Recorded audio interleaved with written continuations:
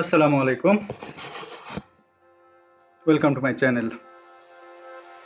Today I would like to share another unique and very important topic for you. The topic name is how to install Microsoft SQL Server database on Docker. This will be very helpful for the guys who are very much interested in Microsoft SQL Server and Docker. For this installation, some prerequisite tasks should done at first.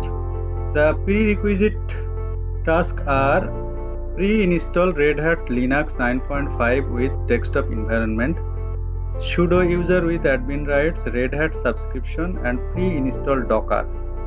You know this installation will be held on Red Hat Enterprise Linux environment. So here I have shared my organized script.